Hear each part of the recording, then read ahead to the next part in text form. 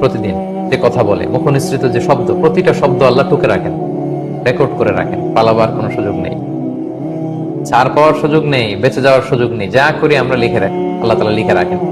তো আমরা ভালো কাজ করেও যারা দুনিয়াতে বিপদের মুখোমুখি হই, জুলুমের শিকার, আমাদের এখানে আসা জায়গা নিয়ে একটা বার্তা যে এগুলো কিন্তু আল্লাহ লিখে রেখেছেন। আমি মাজলুম, আমাকে মানুষ ভুল বুঝেছে, সমাজ আমাকে ভুল বুঝেছে, কিন্তু আল্লাহ বলে আমি ভুল বুঝিনি, তোমার সব কাজ আমি লিখে রেখেছি।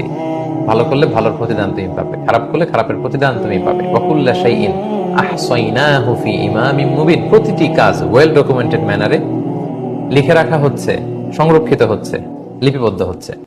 আমরা যখন মানুষের সামনে কিছু করি তখন খুব সাবধানে কথা বলি।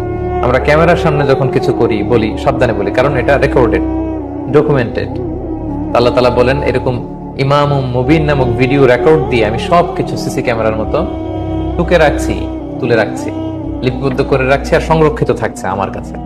সো আমরা যেন আমাদের প্রতিটি কাজ করবার আগে ভেবে নেই যে এই কাজগুলো রেকর্ডেড হচ্ছে। সো এগুলোকে আল্লাহ তাআলা সন্তুষ্টির পথে আমি চলছি, নাকি এমন কাজ করছি যে কাজ আল্লাহ তাআলা প্রধান্বিত হচ্ছে।